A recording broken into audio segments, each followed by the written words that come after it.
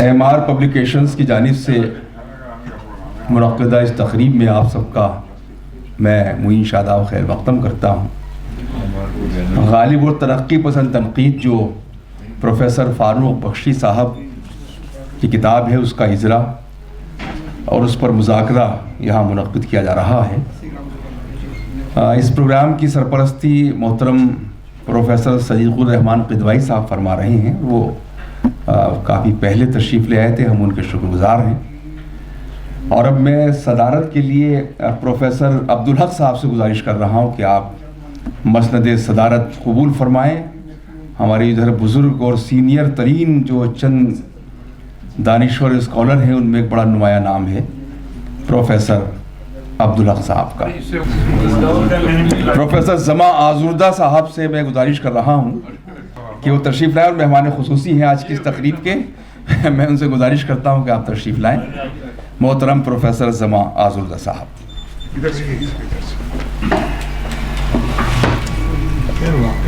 Professor خالد الوی صاحب سے میں التماس کر رہا ہوں کہ آپ بھی تشریف لے آئیں۔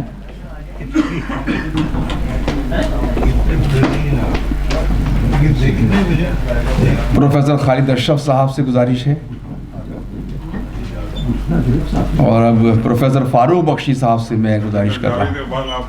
اچھا ہاں، جنرل جاوید اقبال صاحب سے میں گزارش کر رہا ہوں، ہمارے مہمان خصوصی ہیں، تشریف لائیں آپ۔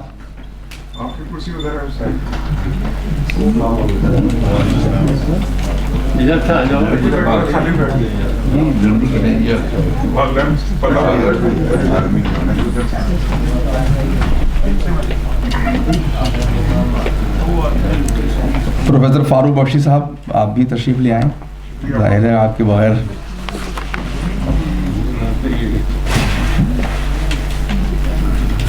سب سے پہلے استقبال کی رسم ادا کرتے ہیں، اور پروفیسر صدیق الرحمان قدوائی صاحب کے خیر مقدم کے لیے میں پروفیسر فاروق بخشی صاحب سے گزارش کر رہا ہوں کہ آپ ان کا استقبال فرما دیں۔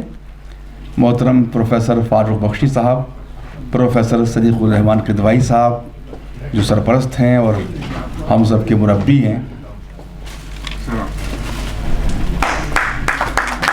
غالب انسٹیٹیوٹ کے آپ سیکریٹری ہیں، اور کئی اداروں کو آپ کی سرپرستی حاصل ہے۔ پروفیسر عبدالحق صاحب کے خیر مقدم کے لیے میں ڈاکٹر ادریس احمد صاحب سے گزارش کر رہا ہوں۔ ڈاکٹر ادریس احمد صاحب، ڈائریکٹر غالب انسٹیٹیوٹ، جو پروفیسر عبدالحق صاحب کا خیر مقدم کرتے ہیں۔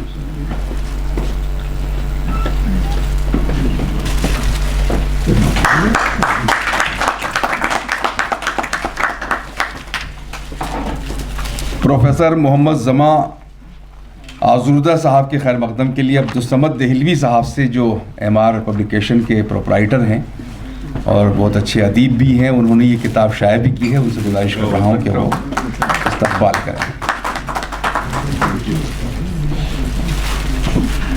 پروفیسر خالد اشرف صاحب کا استقبال بھی عبدالصمد صاحب آپ ہی کر دیں۔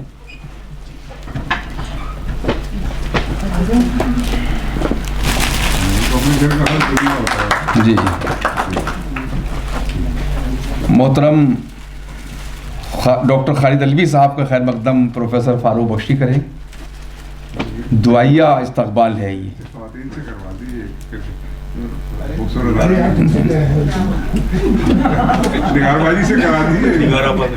اچھا آئیے ڈاکٹر نگار عظیم صاحبہ، آپ تشریف لائیں۔ میں سلطان نگار صاحبہ سے جنرل صاحب کا استقبال کرا دیتا۔ چلیے نہیں اب کرا دیجیے، آئیے۔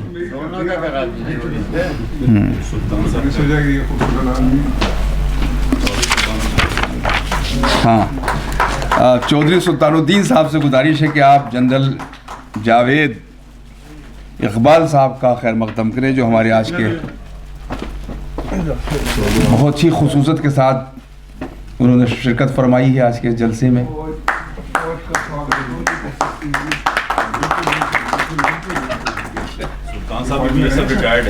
ہاں، یہ سلطان صاحب BSF سے ریٹائرڈ ہیں صاحب۔ دیکھیے آپ کا استقبال ایک چودھری بھی ہے۔ ہاں بالکل، چودھری تو کوئی بھی ہو سکتا ہے، فوجی ہر کوئی نہیں ہو سکتا۔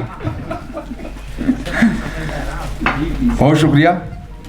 اور اب بغیر کسی تاخیر کے غالب و ترقی پسند تنقید، یہ بڑا ایک دم ایک ایسا موضوع ہے، اور چونکہ प्रोफेसर फ़ारूक बख्शी साहब का ताल्लुक़ तरक्की पसंद अदब से रहा है। इनकी जो किताबें हैं, जो इनकी सोच है, जो फ़िक्र है, उसमें इनके यहाँ ये जो तरक्की पसंद नज़रिया है, रुझानात हैं, ये पूरी तरह से इनकी ज़िंदगी का हिस्सा है, बल्कि समझ लीजिए। बल्कि मैं समझता हूँ कि कुछ जो तरक्की पसंदी को लोग कुछ अलग अंदाज से ले लेते हैं कि तरक्की पसंदी का मतलब कुछ दूसरी चीज़ें भी हैं कि आप कुछ ऐसी तरक्कियाँ भी हासिल कर लें कि जो समाज के लिए मुनासिब न हो। लेकिन प्रोफेसर फ़ारूक बख्शी साहब ने रिवायतों पर बरकरार रहते हुए और जो हमारी अक़दार हैं, जो रिवायात हैं, उन सब का एहतराम करते हुए जो तरक्की पसंदी का परचम बुलंद किया है अपनी तहरीरों में और अपनी शख्सियत में, वो बहुत अहम है। इनका ताल्लुक़ बुनियादी तौर पर सब जानते मेरठ से है। मेरठ के बाद दिल्ली को इन्होंने अपना मस्कन बनाया, दूसरा वतन है दिल्ली इनका। लेकिन यहाँ से इनकी दूसरी हिजरत हुई, कोटा चले गए, कोटा से उदयपुर चले गए, उदयपुर से हैदराबाद पहुँच गए और अब फिर दिल्ली वापस आ गए। और अब हम समझते हैं कि दिल्ली से आप कहीं नहीं जाएंगे और मेरठ जाएंगे। मेरठ तो दिल्ली का हिस्सा है। बहुत सी किताबें इनकी, एक तवील गुफ्तगू हो सकती है इनकी किताबों पर। और इनकी शायरी जो बुनियादी तौर पर ये शायर हैं, देखिए साहब, मैं ये बात बहुत ज़िम्मेदारी से कह रहा हूँ कि ये बुनियादी तौर पर शायर हैं, फितरी शायर हैं। लेकिन चूँकि इन पर ज़िम्मेदारियाँ दरस व तदरीस के ताल्लुक़ से और जिस तरह इनका जो ताल्लुक़ स्कॉलर्स से रहा, तो ये बाद में इन्होंने जिस तरह शायरी में इन्होंने एक नाम कमाया था, उसी तरह जो हमारे अदबी मामलात हैं उसमें ये पूरी तरह से अपनी ज़िम्मेदारी अदा करते रहे। बहरहाल बातें और भी होती रहेंगी, इस किताब के ताल्लुक़ से ही बातें होंगी। मैं अब मोहतरम अब्दुल समद देहलवी से गुजारिश करता हूँ कि आप इस्तक़बालिया कलिमात पेश करें, जो इस किताब के पब्लिशर भी हैं और ख़ुद बहुत अच्छे अदीब हैं, राइटर हैं, मोहतरम अब्दुल समद देहलवी साहब।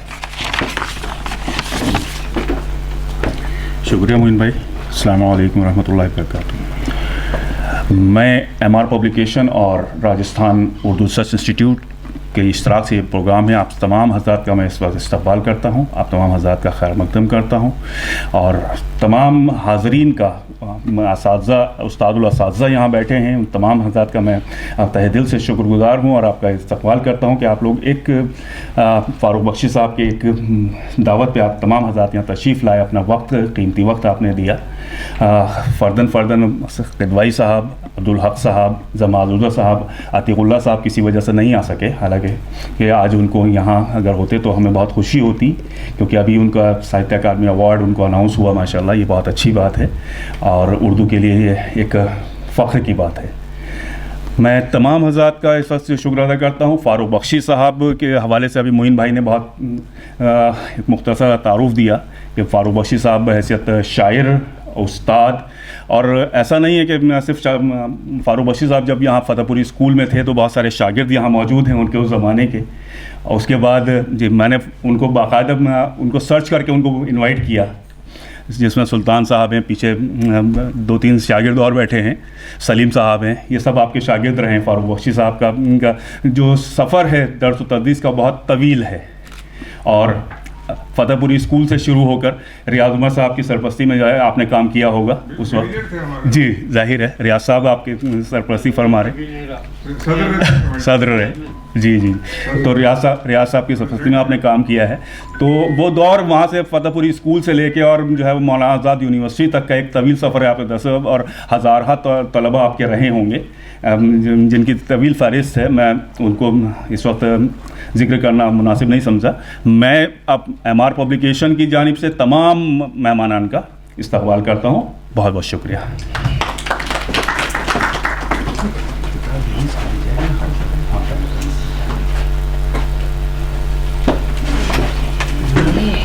और अब हम चाहते हैं कि हम तारीख़ी लम्हे के गवाह बने और इस किताब को रिलीज़ करें हमारे तमाम मेहमानान अपने दस्ते मुबारक से। तो मैं गुजारिश करता हूँ अपने तमाम मुअज़्ज़ज़ मेहमानान से कि आप इस किताब को जारी करें आज के इस खूबसूरत जलसे में, इस खूबसूरत ऑडिटोरियम में। डॉक्टर इदरीस साहब से गुजारिश है आप भी इस मौके पर इधर स्टेज पर तशरीफ़ ले आएँ।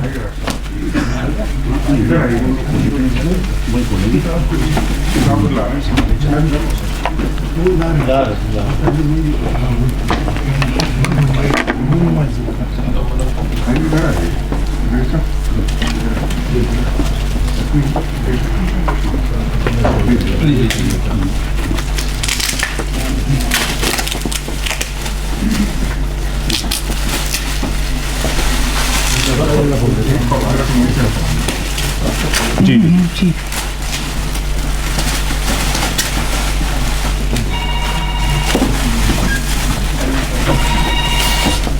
ترجمہ ہوگی تھوڑی سی کھڑے ہو کے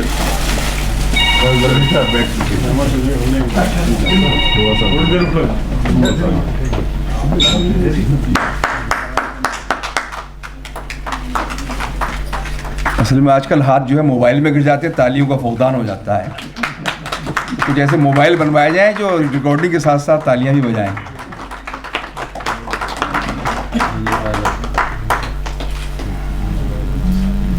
بہت مبارک ہو پروفیسر فاروق بخشی صاحب آپ کو بھی، اور بھائی عبدالصمد دہلوی صاحب آپ کو بھی، اور آپ تمام حضرات کو، ہمارے تمام شرکاء کو، مہمانان کو، تمام حاضرین کو.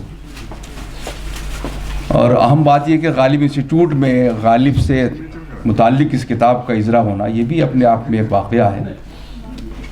اب میں یہ چاہتا ہوں کہ چونکہ پروفیسر صدیق الرحمان قدوائی صاحب کے تعلق سے بتایا گیا کہ وہ پہلے گفتگو کریں گے، بہت پہلے تشریف لے آئے تھے، تو ظاہر ہے ان کا تو اگر اس وقت پروگرام شروع ہو جاتا تو اب ان کے کلمات کا وقت تھا.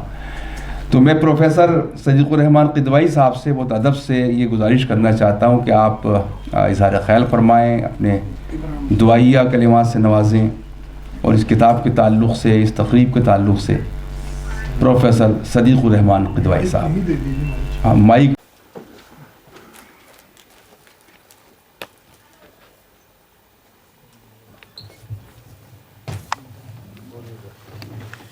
معزز خواتین و حضرات،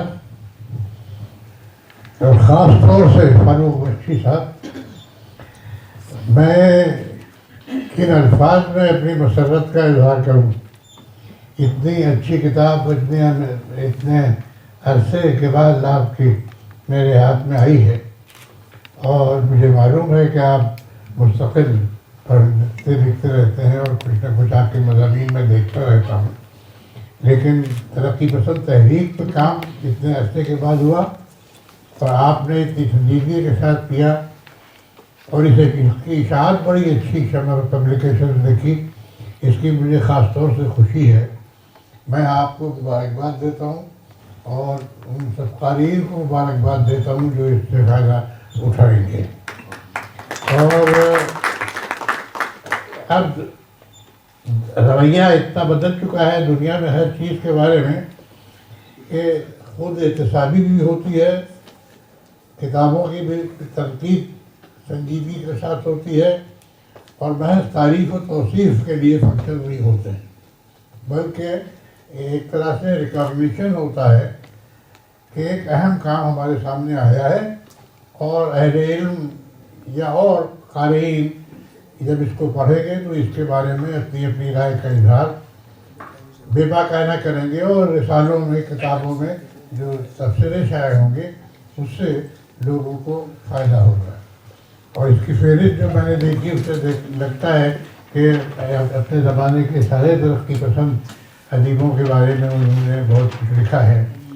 تو اس اعتبار سے یہ کتاب اردو ادب کے ذخیرے میں، اور خاص طور سے ترقی پسند تحریک کے متعلق کتابوں میں یہ ایک بہت بڑا اضافہ ہے.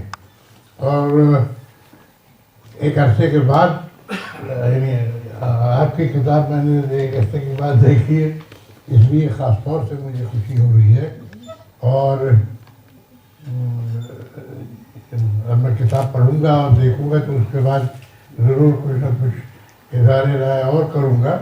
لیکن بہرحال میں اس کتاب کا ورود اور اس وقت اس کا آنا ہم سب کے لیے بہت باعث مسرت ہے، اور امید کرتا ہوں کہ اس کے بعد دوسری کتابیں بھی آپ کی ہماری نظر میں آتی رہیں گی، اور یعنی ہمارا جو ایک رویہ रवैया उर्दू में किताबों की पब्लिकेशन की तरफ मुझे लगा है कि इधर चंद बरसों में बदला है।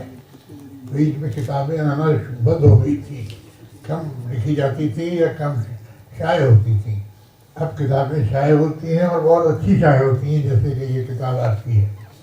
इसकी मैं ख़ास तौर से मुबारकबाद आपको देता हूँ। और ये किताब तो समझ लीजिए कि रिलीज़ हो ही गई, ये रिलीज़ तो करनी नहीं थी। तो बहरहाल तो मैं आपकी खिदमत में ये सब क़ारीन की खिदमत में पेश कर दूँ और मुझे उम्मीद है कि इसका रिसेप्शन बहुत अच्छा होगा।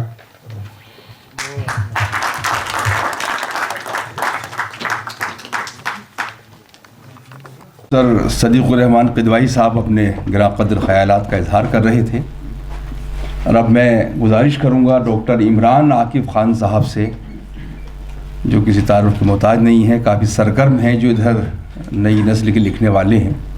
उन्होंने इस किताब पर कोई अपने कमेंट्स लिखे हैं, कोई तबसरा किया है। मैं गुजारिश करता हूँ तशरीफ़ लाएँ मोहतरम डॉक्टर इमरान आकिब साहब।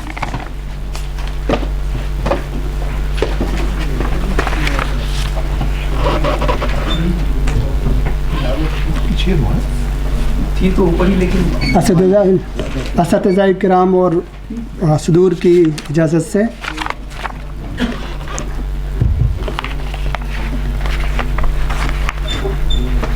मैंने चंद सतूर लिखी हैं। इनका उन्वान है उर्दू तनकीद, गालिब और तरक्की पसंद तनकीद।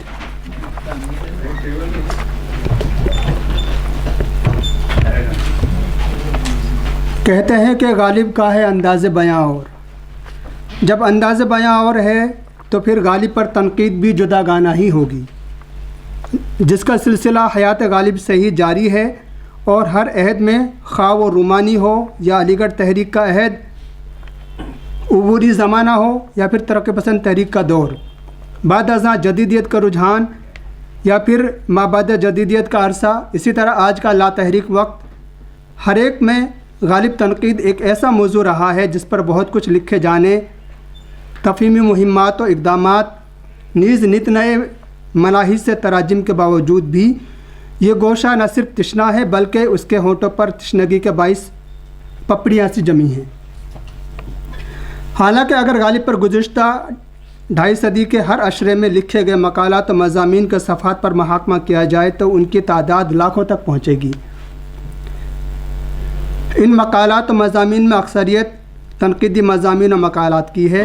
हक़ तो यह है कि अभी तक गालिब का हक़ ही अदा करने की तगोदो हो रही है। गोया दहर में नक्श वफ़ा वजह तसल्ली न हुआ है, ये वो लफ्ज़ के शर्मिंदा मानी न हुआ। गालिब ऐसा ही लफ्ज़ है जिसके मानी, जिसके तराजिम, जिसके जिहाद, जिसके निकात सब के सब अभी तक शर्मिंदा माना न हो सके। इसके पहलू जात गुनागुन नित नए अरकान और गोशे तहबतें और ज़ेरी लहरें उभरती ही जा रही हैं। अब तो आलम यह है कि कोई मुस्तकिल गालिब तनकीदी दबिस्तान ही इस अहम ज़रूरत को पूरा कर सके। अब ऐसे ही नुस्ख़ाए वफ़ा तहरीर करने होंगे जिनका मजमुआ ख़याल फ़र्द नहीं बल्कि यकजा होगा।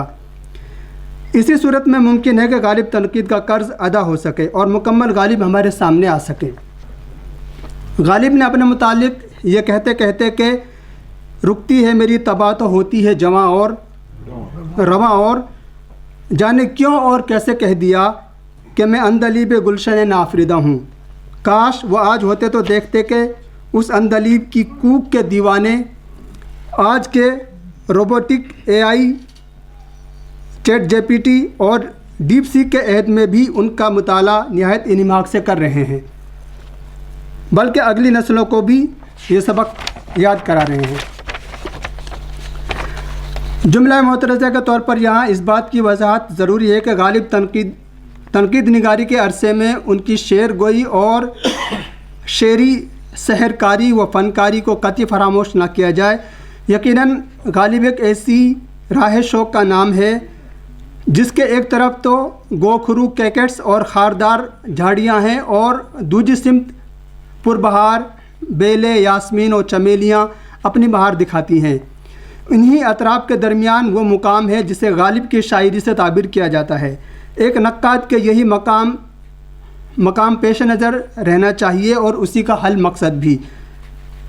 اسی جانب اشارہ کرتے ہوئے پروفیسر شمیم حنفی اپنے مضمون غالب کی طرف ہمارے تنقیدی رویے چند وضاحتیں میں فرماتے ہیں۔ غالب ہمارے پہلے بڑے شاعر ہیں جن کی طرف ایک عجیب و غریب انتہا پسندی کا رویہ اختیار کیا گیا۔ کسی نے انہیں محمل گو کہا، کسی نے ان کی شاعری کو کشف اور الہام کی جگہ دی، کبھی ان کی شخصیت کے کھردرے پن کو سراہا گیا، کبھی انہیں ایک پرفریب اداکار قسم کو دنیا دار آدمی قرار دیا گیا۔ ایسی بہت سی بحثوں میں ان کی شاعری بیچ سے غائب ہو گئی اور صرف غالب کی عام انسانی حیثیت اور ان کے دنیاوی حالات پر تباہ آزمائی ہوتی رہی۔ مشمولہ غالب کی تخلیقی حیثیت صفحہ نمبر 217 پہ انہوں نے فرمایا ہے انکوٹ۔ شعر و ادب کی تاریخ کے درس میں بتایا جاتا ہے کہ 19ویں صدی غالب کی صدی ہے، جبکہ حقیقت یہ ہے کہ عہد غالب سے آج تک ہر صدی کا کوئی نہ کوئی اشرا، کوئی نہ کوئی خمس، ماہ و ایام اور لمحے و ساعتیں ایسی ہیں جو خاص غالب کا ورثہ اور اثاثہ ہیں۔ ان پر کسی اور کا کوئی حق نہیں اور نہ ہی اختیار ہے، لہٰذا مداحین غالب پر لازم ہے کہ ان میں عبادات و ریاضات اور اذکار و اوراد کی ادائیگی کے مانند ذکر غالب سے بھی انجمن دل روشن کر لیا کریں۔ یہ احساسات ایک سخن فہم غالب کے بھی ہیں اور غالب کے طرفدار کے بھی۔ امروز غالب کی طرفداری ان کی سخن فہمی سے زیادہ اہمیت اختیار کر گئی ہے، کیونکہ کچھ طبقات نقد غالب کی اوٹ میں نقص غالب کی مہم جوئی کر رہے ہیں۔ غالب خواہ کسی بھی صدی کے شاعر ہوں، ان پر تنقید کا سلسلہ خواہ کسی قدر طویل ہو، مگر جس قدر ترقی پسند تحریک سے وابستہ ادیبوں نے غالب تنقید کو اپنی خصوصی دلچسپی کا موضوع بنایا، یہ بے نظیر ہے۔ سجاد ظہیر، پروفیسر سید احتشام حسین، پروفیسر محمد حسن، علی سردار جعفری، فیض احمد فیض، پروفیسر مجنو گورکھپوری، ڈاکٹر عبادت بریلوی، زوئے انصاری، پروفیسر قمر رئیس، پروفیسر عالم سرور وغیرہ وہ ترقی پسند ہیں جنہوں نے غالب اور غالبیات کو اسی طرح اپنا خاص موضوع بنایا جیسا کہ کمیونزم انہیں عزیز تھا، اور مارکس و لینن کے اقوال انہیں حرز جاں تھے۔ دراصل غالب دانائے راز تھے، ان کے ذہن رساں نے ماضی کی تلخیوں کو یاد رکھتے ہوئے مستقبل کے ظلمات میں دست لگا کر وہاں کا سراغ پا لیا تھا۔ وہ اقبال کے کہنے سے بہت پہلے اپنے من میں ڈوب کر سراغ زندگی پا گئے تھے۔ حقیقت تو یہ ہے کہ غالب کے فلسفہ اخلاق میں ترقی پسند رجحانات شامل تھے۔ تصورات و مفروضوں کے بجائے غالب نے عالم آب و گل کی عدلتی بدلتی کیفیات سے ہی اپنے فکر و فن کے تانے بانے بنے۔ اسی کا ادراک ترقی پسندوں کو ہوا، لہٰذا اپنی ویژن کی پختگی اور اپنے مشن کی عالمگیر ترسیل کی خاطر انہوں نے غالب کو شعوری طور پر اپنا لیا۔ حالانکہ انہوں نے نذیر اکبر آبادی، رومی و حافظ، سعدی و شیرازی اور دیگر عالمی مفکرین کو بھی اپنے نصاب میں شامل کیا، تاہم غالب کو انہوں نے سنگھاسن کے سمراٹ کا عہدہ بخشا، بلکہ سجاد ظہیر نے تو انہیں اپنی سب کا شاعر گردانتے ہوئے انہیں عظیم ترقی پسند شاعر کہہ کر ان کی شان میں ایک طویل مضمون تحریر کر ڈالا۔ اس مضمون کے تعلق سے ایک ذرا سی وضاحت یہ ہے کہ دراصل ان کی جو کتاب روشنائی ہے اس میں سے کسی صاحب نے چیدہ ان کے جو خیالات تھے غالب کے تعلق سے ان کو یکجا جمع کر کے ریختہ پہ ڈال دیا ہے، تو یہ اسی مضمون کی جانب اشارہ ہے۔ دراصل سجاد ظہیر نے کوئی مستقل مضمون نہیں لکھا اس کی، تو یہ وضاحت ضروری تھی۔ اس سے جہاں ایک طرف غالب کی محدودیت کو وسعت ملی، وہیں ان کی تفہیم کے نئے در بھی واہ ہوئے۔ اسی طرح غالب مختلف زاویے سے ہی ہمارے سامنے آتے رہے۔ آخری پیراگراف ہے، پروفیسر فاروق بخشی صاحب کا کارنامہ غالب اور ترقی پسند تنقید اسی سلسلۃ الذہب کی کڑی ہے جس میں شامل پیش لفظ اور مبسوط مقدمے سمیت 23 گراں قدر مضامین و مقالات اس کی شہادت دیتے ہیں کہ واقعی غالب کسی طور کم ترقی پسند نہیں تھے۔ گو ان کا زمانہ کوئی بھی ہو، ان کے افکار، ان کے نظریات، ان کا وجدان و عرفان، ان کی شعریات، ان کے تلازمات و انسلاکات سے یہی حویدہ ہوتا ہے۔ اس کتاب میں شامل تمام مضامین اس حقیقت کے غماز ہیں جو ترقی پسند غالب تنقید سے عبارت ہے۔ MR پبلیکیشنز نئی دہلی کی یہ پیشکش اس کے معیار و وقار اور اہتمام خاص کا مظہر ہے۔ کتاب اپنے ظاہر و اندرونی مشمولات کے سبب نہ صرف وقت رکھتی ہے بلکہ غالبیات کے باب میں ایک شاہکار اضافہ بھی ہے۔ بہت بہت شکریہ۔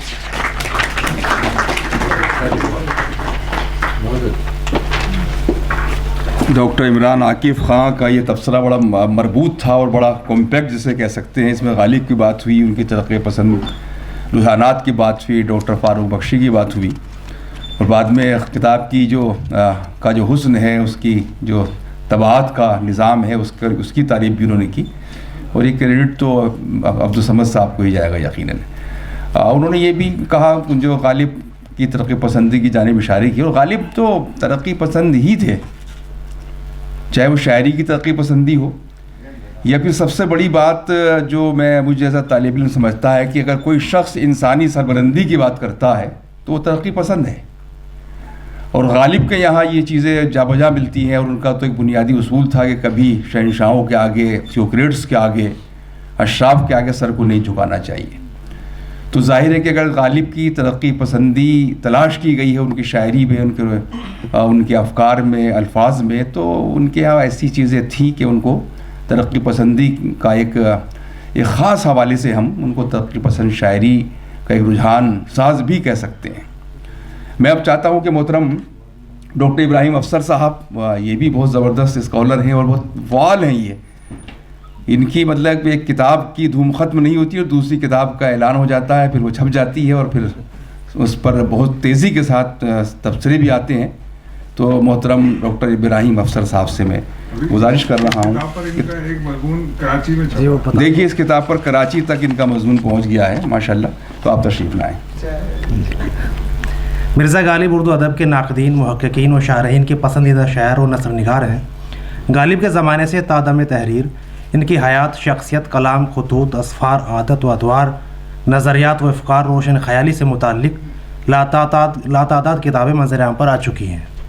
غالب پر لکھے گئے مقالوں اور مضامین کی تعداد بھی ہزاروں سے تجاوز کر چکی ہے۔ خود غالب کی زندگی میں ان کا کلام 5 مرتبہ شائع ہوا، جسے اہل ذوق نے خوب پسند کیا۔ خطوط کا مجموعہ عود ہندی غالب کی زندگی کے آخری ایام میں مطبع مجتبی میرٹھ سے 10 رجب 1285 ہجری مطابق 27 اکتوبر 1868 کو شائع ہوا۔ غالب کے رفیق الطاف حسین حالی نے ان کی حیات اور فکر و فن کو یادگار غالب میں پیش کیا۔ اس کتاب کے منظر عام پر آنے کے بعد غالب شناسی کے باب میں خاطر خواہ پذیرائی ہوئی۔ یادگار غالب کے بعد غالب کے کلام کی مختلف شرحیں بھی منصۂ شہود پر آئیں۔ یہ شرحیں کلام غالب کی گتھیوں کو سلجھانے میں عام قارئین کی معاون و مددگار ثابت ہوئیں۔ مولانا حالی مرزا غالب کی زندگی میں رونما ہونے والے اہم واقعات کے عینی شاہد تھے۔ اگر مولانا حالی یادگار غالب تحریر نہ کرتے تو ممکن ہے دنیا کے سامنے مرزا غالب کی زندگی کے بہت سے گوشے واضح نہیں ہوتے۔ مولانا حالی نے یادگار غالب میں غالب کے کلام کی مختصر شرح اپنے انداز میں کی ہے، حالانکہ بعض محققین نے یادگار غالب میں درج کچھ اہم واقعات پر گرفت بھی کی۔ محققین کا خیال ہے کہ مولانا حالی نے اپنے ممدوح کی ہر جگہ تعریف کی ہے اور اصل واقعات میں تخفیف و تحریف کر غالب کی شخصیت کو مجروح ہونے سے بچایا۔ ان اعتراضات کے باوجود مرزا غالب کی زندگی کو سمجھنے اور پرکھنے کے لیے یادگار غالب کی اہمیت میں آج تک ذرہ برابر کمی نہیں آئی ہے۔ ایک زمانہ گزرنے کے باوجود مرزا غالب کے کلام میں پنہاں نشاتیہ پیغام، فن و فلسفے کو محققین کے علاوہ ناقدین نے بھی اپنی توجہ کا مرکز بنایا ہے۔ حالانکہ بعض ناقدین نے اپنی تنقیدی تحریروں میں مرزا غالب کو فلسفی شاعر، بت شکن شاعر، ترقی پسند نظریات کا مبلغ شاعر، عزم و استقلال کا شاعر، بے یار و مددگار شاعر، مغل دربار کا شاعر، قصیدہ خواں شاعر، سائنسی تجربات کو اپنی شاعری میں برتنے والا شاعر، دوربین شاعر وغیرہ وغیرہ القاب سے نوازا ہے، اور یہ سلسلہ 1.5 صدی گزر جانے کے بعد بھی جاری و ساری ہے۔ بلا شک مرزا غالب کی شاعری عالمی سطح کی شاعری ہے۔ اردو والوں کو یہ فخر حاصل ہے کہ دنیا کے بڑے شاعروں میں مرزا غالب کا شمار ہوتا ہے۔ زیر نظر کتاب غالب اور ترقی پسند تنقید میں پروفیسر فاروق بخشی نے مرزا غالب سے متعلق ترقی پسند تحریک کے سرگرم اور معتبر ناقدین کے مضامین کو یکجا کیا ہے۔ بنیادی طور پر پروفیسر فاروق بخشی کی شناخت افسانہ نگار، شاعر، استاد، مترجم اور نقاد کی ہے۔ ان کے تحقیقی مقالے ساکر نظامی حیات اور کارنامے کو ادبی حلقوں میں قدر کی نگاہ سے دیکھا گیا ہے۔ کیفی اعظمی کی حیات و شخصیت پر ان کی ترتیب کردہ کتاب اردو شاعری کا سرخ پھول کی بھی خوب پذیرائی ہوئی ہے۔ پلکوں کے سائے، اداس لمحوں کا موسم، وہ چاند چہرہ سی ایک لڑکی ان کے شعری مجموعے ہیں۔ ان کے تنقیدی مضامین کے مجموعوں میں مفاہیم، معنی و مطالب، تفہیم و ترسیل قابل ذکر ہیں۔ موصوف طالب علمی کے زمانے سے ہی غالب پرست رہے ہیں۔ فاروق بخشی نے اپنے پیش لفظ میں اس بات کا اعتراف کیا ہے کہ غالب ان کے پسندیدہ شاعروں میں سے ایک ہیں اور ان کے کلام نے ان کے ذہنی شعور کو ضلع بخشی ہے۔ یہاں تک کہ میرٹھ کالج میرٹھ میں جب وہ زیر تعلیم تھے تو ان کے استاد ڈاکٹر بشیر بدر نے غالب کے اشعار کو انوکھے اور مختلف مطالب و مفاہیم سے انہیں روشناس کرایا۔ انہوں نے اس بات کا بھی اعتراف کیا کہ غالب پر ایک کتاب لکھنا چاہتے تھے تاکہ غالب شناسوں میں ان کا نام درج ہو جائے۔ یہ سب باتیں سر نے اپنے مقدمے میں لکھی ہیں۔ پروفیسر صادق کی ایما پر اور مشورے پر انہوں نے اس کتاب کا ڈول ڈالا۔ فاروق بخشی کی کاوشوں کا ثمرہ غالب و ترقی پسند تنقید کی شکل میں ہمارے سامنے موجود ہے۔ پروفیسر صادق نے پروفیسر فاروق بخشی کی اس اہم ادبی تالیف اور کارنامے کے بارے میں لکھا۔ زیر نظر کتاب غالب اور ترقی پسند تنقید ان کی حالیہ کتاب ہے، جس میں اس اچھوتے موضوع پر تقریباً تمام اہم ترقی پسند ناقدین کے بہترین مضامین شامل ہیں۔ ان کے مطالعے سے غالب کے ذہن کی وہ پرتیں کھلتی ہیں جنہیں غالب کو جاگیردارانہ سماج کی پیداوار قرار دینے کے باوجود ترقی پسند تنقید نظر انداز نہیں کر سکی تھی۔ اس الگ اور منفرد کتاب کی تالیف پر میں نے ہی انہیں ذہنی طور پر آمادہ کیا تھا۔ مجھے خوشی ہے کہ انہوں نے میری خواہش کا احترام کیا۔ فاروق بخشی نے زیر نظر کتاب پر 54 صفحات پر مشتمل مربوط، مبسوط اور مدلل مقدمہ تحریر کیا ہے۔ اس مقدمے میں جہاں ایک جانب انہوں نے اب مرزا غالب کی شاعری اور نثر دونوں پر اظہار خیال کیا، وہیں دوسری جانب کتاب میں شامل مضامین کا ناقدانہ تجزیہ قارئین کے سامنے پیش کیا۔ پروفیسر فاروق بخشی نے اس کتاب کو منظر عام پر لانے کے اسباب اور ترقی پسند ناقدین کا غالب کے تئیں کیا رویہ رہا پر اپنے نقطۂ نظر کو واضح کرتے ہوئے لکھا۔ کوڈ: ترقی پسند تنقید نگاروں نے جن عوامل کے ساتھ اپنی تنقید کو اجاگر کیا اس کی وضاحت اور تفصیل بھی لازمی ہے۔ چنانچہ اس پس منظر میں اس کتاب کی تدوین کرتے ہوئے اس حقیقت کا انکشاف کیا جا رہا ہے کہ غالب پر تنقید کرنے والے اہم قلمکاروں نے ترقی پسندی کے بعد کلیم الدین احمد اور شمس الرحمن فاروقی نے بھی اپنے قلم کا حق ادا کیا۔ اس کتاب کی تدوین کا مقصد یہی ہے کہ غالب اور ترقی پسند تنقید کی ضرورت اور اہمیت کو واضح کیا جائے تاکہ اردو کے قارئین کو اندازہ لگانے میں سہولت ہو کر دوسرے ناقدین نے غالب کی پذیرائی کس اندازے سے کی اور ترقی پسند ناقدوں نے غالب کے موقف کو کس پس منظر میں واضح کیا ہے۔ اس حقیقت کو نمائندگی دینے کے لیے غالب اور ترقی پسند تنقید کے زیر عنوان اہم ترقی پسند قلمکاروں کی نگارشات کو یکجا کیا جا رہا ہے تاکہ ادب دوستوں کے مطالعے میں ترقی پسند تنقید کے پس منظر میں ان حقائق کو پیش کیا جائے جس کے توسط سے ترقی پسند تنقید اور غالب کی شخصیت اور ان کے عہد کو نمایاں کرنے میں سہولت فراہم ہو جائے۔ پروفیسر عتیق اللہ نے زیر نظر کتاب کا مجموعی احاطہ اپنے تاثرات میں پیش کیا ہے۔ انہوں نے اپنے تاثرات میں اس بات کو واضح کیا کہ پروفیسر فاروق بخشی پروفیسر قمر رئیس کے چہیتے شاگردوں میں سے تھے۔ پروفیسر قمر رئیس کو فاروق بخشی سے بہت سی امیدیں وابستہ تھیں، وہ اپنے استاد کی امیدوں پر کھرے اترتے ہیں۔ پروفیسر عتیق اللہ نے اس کتاب میں شامل مضامین کے بارے میں لکھا کہ سب سے اہم بات یہ ہے کہ ان مضامین میں غالب کو ایک ترقی پسند کے طور پر سمجھنے کے بجائے مجموعاً ان کی فکر کی معنی خیزی، ان کی بلیغ دور فہمی، ان کی وسوع نظری اور اس معنویت کے مختلف پہلوؤں کی طرف متوجہ کرنے کی کوشش کی گئی ہے جو ہر دور کی حیثیت سے مربوط ہوتی جاتی ہے۔ پروفیسر فاروق بخشی نے زیر نظر کتاب میں ترقی پسند تحریک سے وابستہ ناقدین کے 22 مضامین کو شامل کیا ہے۔ فاضل مضمون نگاروں میں سجاد ظہیر، سید احتشام حسین، محمد حسن، سردار جعفری، فیض احمد فیض، مجنو گورکھپوری، عبادت بریلوی، زوئے انصاری، ممتاز حسین، قمر رئیس، علی احمد سرور، کرشن چندر، سید محمد عقیل، علی احمد فاطمی، پروفیسر صادق، اصغر علی انجینئر، راج نارائن بہادر گوڑ اور علی جاوید کے اسماء قابل ذکر ہیں۔ فاضل مضمون نگاروں میں سجاد ظہیر خود ترقی پسند تحریک کے بانیان میں سے ہیں۔ احتشام حسین، علی احمد سرور اور عبادت بریلوی مجنو گورکھپوری ممتاز حسین کی تنقیدی حیثیت، مقام و مرتبے سے ہم سب واقف ہیں۔ کرشن چندر خود لیجنڈ فکشن نگار تھے. فیض احمد فیض اور سردار جعفری وغیرہ شعراء نے اس تحریک کو اپنے خون جگر سے سینچا تھا. قمر رئیس، سید عقیل احمد، علی احمد فاطمی، اصغر علی انجینئر، راز بہادر گوڑ، علی جاوید اور صادق نے اپنے پیشروؤں کے نقش قدم کا تتبع کیا. اس کتاب کے منظر عام پر آنے سے قارئین غالب کی شاعری میں ترقی پسند ناقدین کی دلچسپی کے اہم عناصر سے بھی واقف ہوئے ہیں. ساتھ ہی فاروق بخشی کی غالب شناسوں میں اپنا نام لکھوانے کی دلی خواہش بھی پائے تکمیل کو پہنچی، چونکہ فاروق بخشی کا زاد بوم میرٹھ ہے اور میرٹھ سے غالب کا تعلق بہت گہرا رہا ہے. یہاں پر ان کے مداحوں اور شاگردوں کی بڑی تعداد موجود تھی.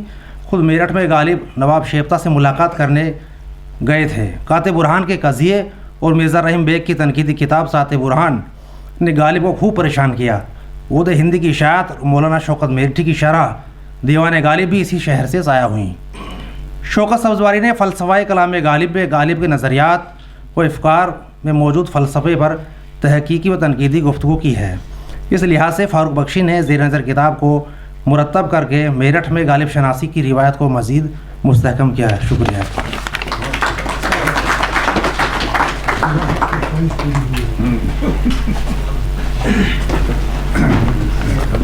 بڑا بھرپور تعارف پیش کیا ڈاکٹر ابراہیم افسر صاحب نے، اور ان دونوں مضامین کو سننے کے بعد یہ فائدہ ہوا جن لوگوں نے فاروق بخشی صاحب کی کتاب نہیں پڑھی ہے، تو ان دونوں کی تقریر سے ہی صاحب تبصرے سے پوری چیز سمجھ میں آ گئی. اور جس طرح سے انہوں نے بتایا کہ پہلے وہ عاشق غالب تھے، تو پہلے وہ عاشقان غالب میں تھے، اب وہ ناقدان غالب میں بھی شامل ہو گئے ہیں. تو ظاہر ہے کہ جو شاعر سے محبت ہوتی ہے اور جس شاعر سے آپ متاثر ہوتے ہیں تو اس کی شاعری کو پرکھنا بھی چاہتے ہیں، اس کی شاعری کے کیا اہم گوشے ہو سکتے ہیں اس کا بھی اظہار کرنا چاہتے ہیں. تو یہ کتاب اسی سلسلے کی ایک کڑی ہے. اور اب میں پروفیسر خالد اشرف صاحب سے، جن کی کتابیں بہت دھوم مچاتی ہیں، ابھی حال ہی میں جو بیگمات کے خطوط انہوں نے شائع کیے ہیں، بیگمات نے سوچا بھی نہیں ہوگا کہ ان کے خطوط لیک ہو جائیں گے، اور بہرحال وہ تو ان کے انتقال کے بعد اس کا فائدہ یہ کہ جو تہذیبی اور وہاں کی جو ایک زندگی ہے اور سماجی اور سماجیات اور نفسیات اس کا اندازہ ہوتا ہے صحت کا. میں پروفیسر خالد اشرف صاحب سے گزارش تشریف لائیں.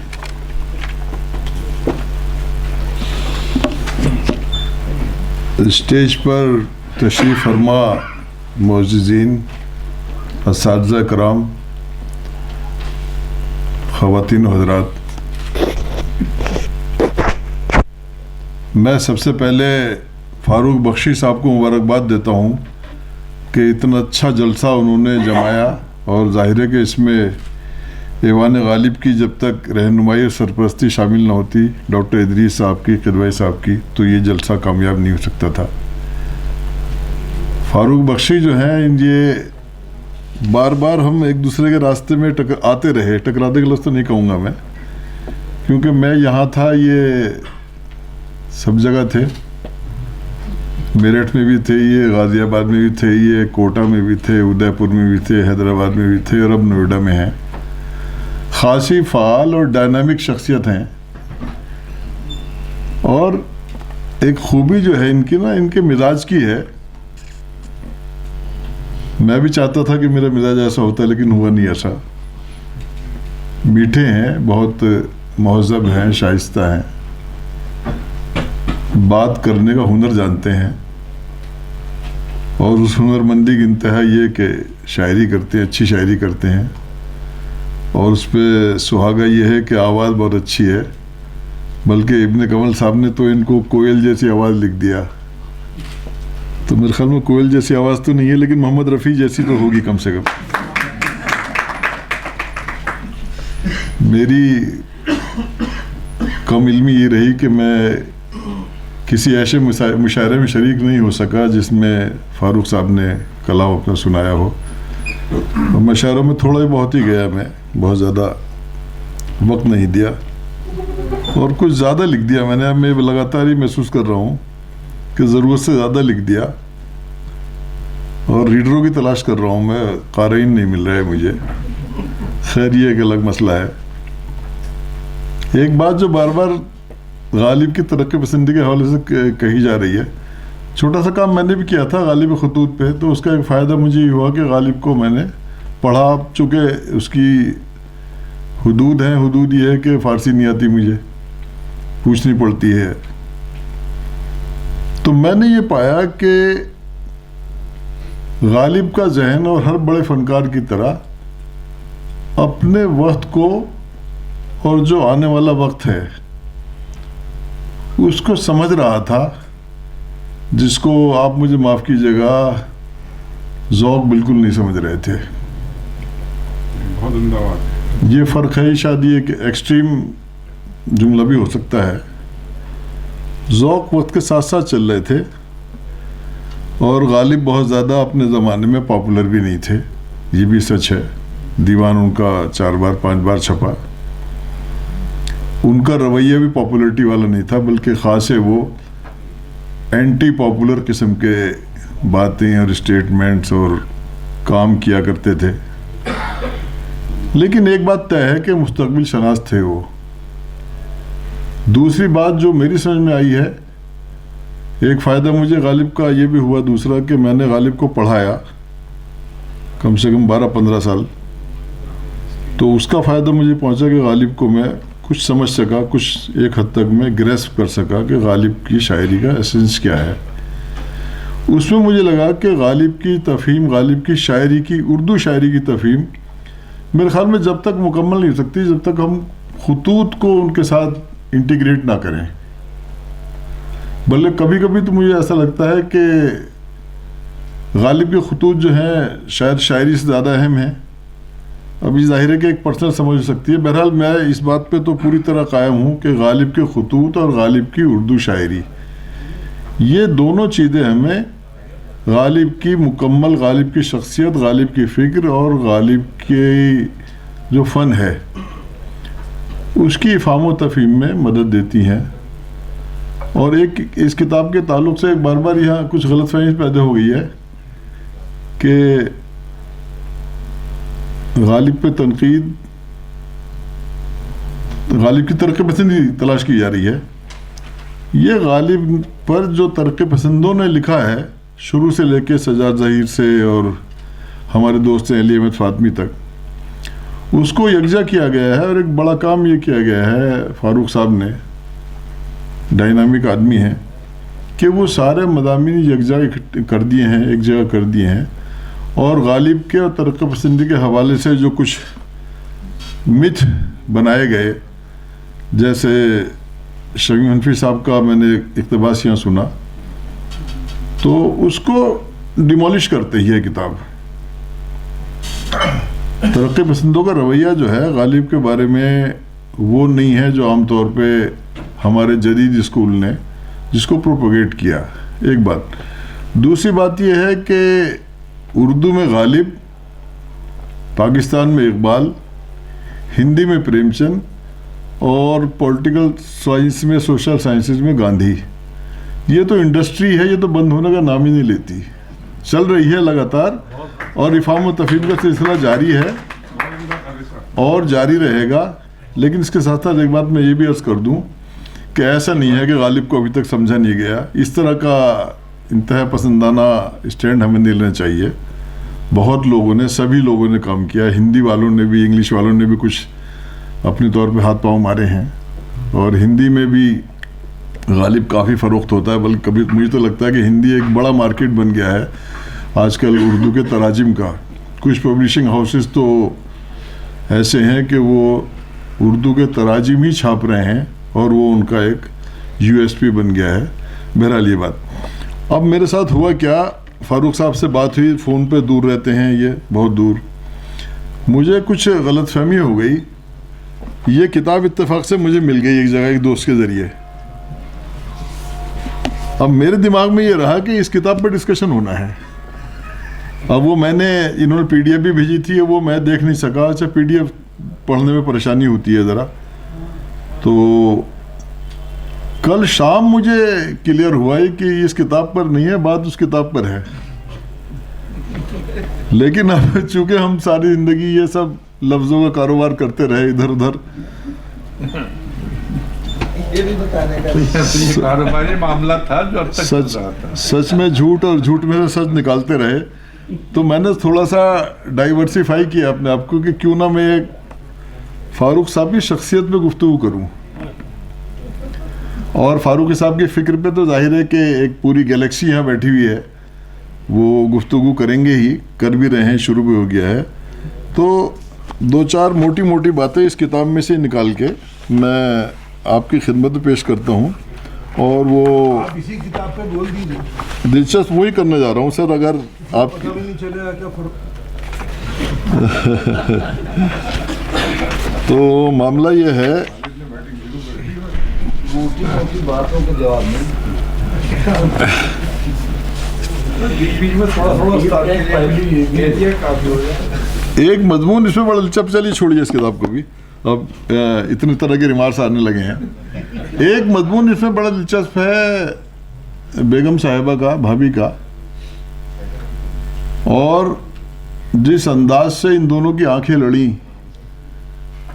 किसी शादी में, मुशायरे में ना लड़ी थी ना, वो सब उन्होंने बयान किया है बड़े खूबसूरत अंदाज में। और एक स्टेज पे फिर इन्होंने उनसे कह दिया कि तुम मुझसे शादी करोगी।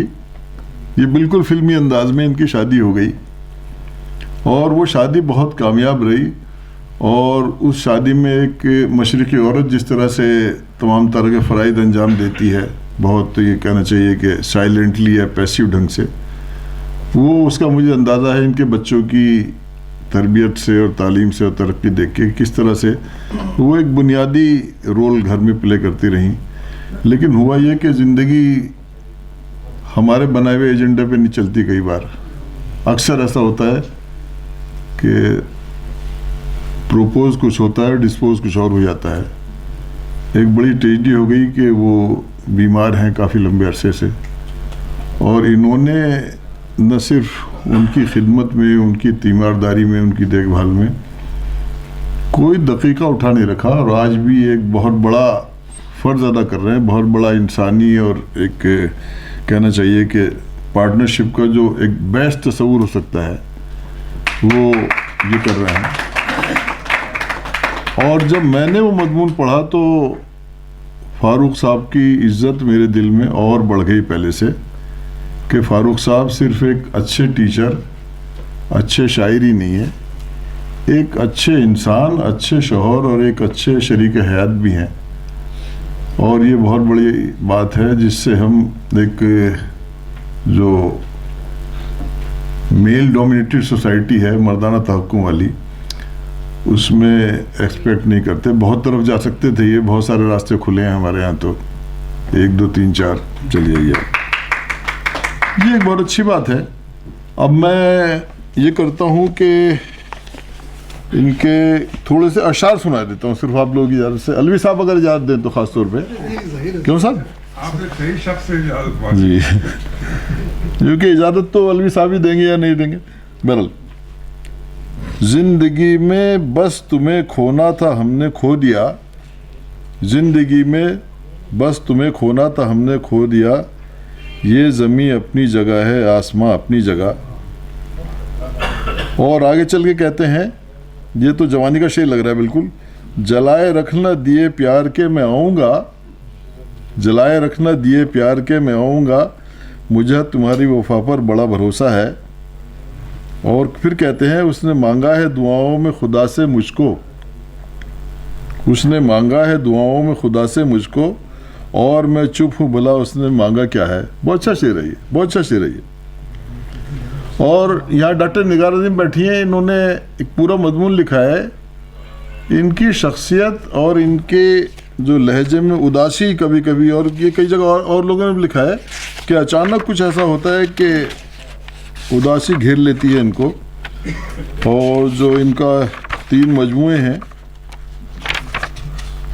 पलकों के साए, उदास लम्हों के मौसम दूसरी किताब का नाम है, 2003 में आई थी। और फिर एक ऐसी किताब का नाम आए जो शायद पहले आनी चाहिए थी जवानी में, वो लेट आई, वो चांद चेहरा सी एक लड़की। तो उदासी के लम्हे हम सभी पे आते हैं, تو ہوتا یہ ہے کہ ہم جیسے ناشائر لوگ اس کو ایکسپریس نہیں کر پاتے. ہمارے پاس وہ الفاظ، وہ ایکسپریشن، وہ سملیز، وہ علامتیں نہیں ہوتی جو فاروق بھائی کے پاس ہے.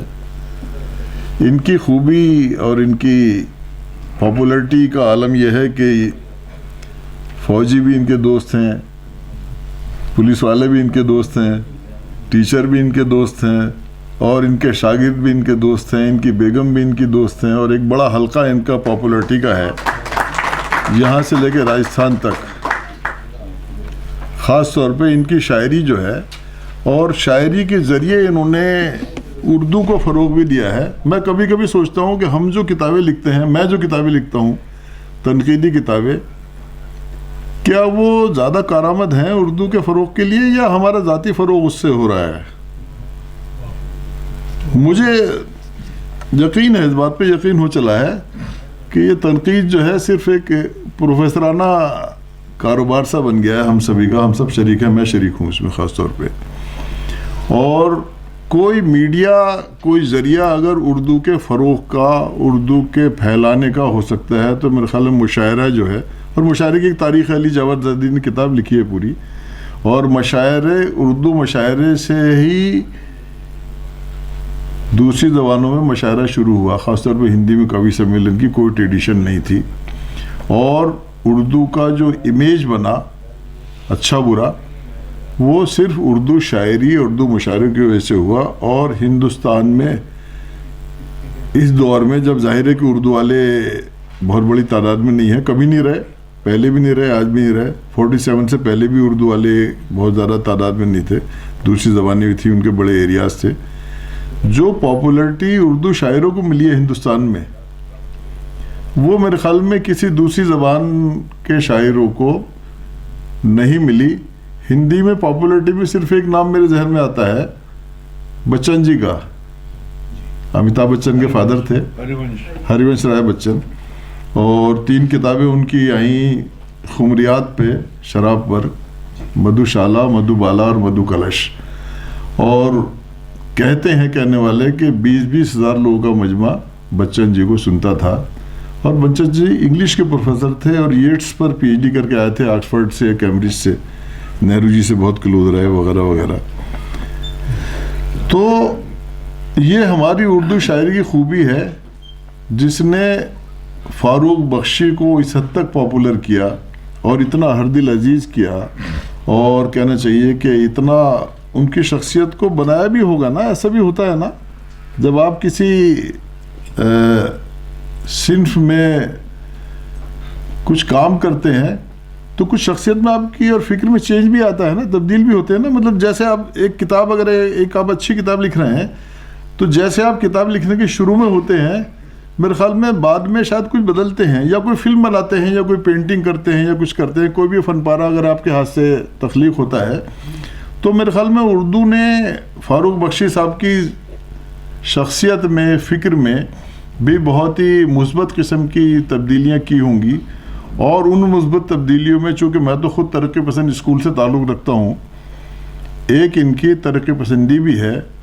اور اسی ترقی پسندی کے حوالے سے جو ہم سب کے استاد تھے پروفیسر قمر رئیس صاحب، ان سے نزدیک رہے، اور وہ ان کو ہمیشہ محبت سے ان کا ذکر کرتے رہے، اور تعلق بہت اچھا رہا، اور آخر تک نبھاتے رہے. کچھ ایسے بھی آئے جو آئے اور چلے گئے، برساتی قسم کے لوگ بھی ترقی پسند کچھ ہوئے تھے. یہ ہوتا ہے، ہر دور میں ہوتا ہے. ہر تحریک میں کچھ لوگ ہوتے ہیں ایسے جو، اس کے لیے انگلش میں ٹرم آتا ہے نا، فیلو ٹریولرز، کہ وہ ساتھ لگ لیتے ہیں، یہ پچھ لگو ہندی میں لفظ ہے اس کے لیے. تو بہرحال یہ ساری چیزیں ہیں. بہت زیادہ میں اس وقت کہنے کی حالت میں نہیں ہوں، شاید وقت بھی اجازت نہیں دے رہا ہے. میں ایم آر پبلیکیشنز کا، سمد صاحب کا، اور فاروق بخشی صاحب کا، اور تمام احباب کا جو یہاں تشریف لائیں، شکریہ ادا کرتا ہوں.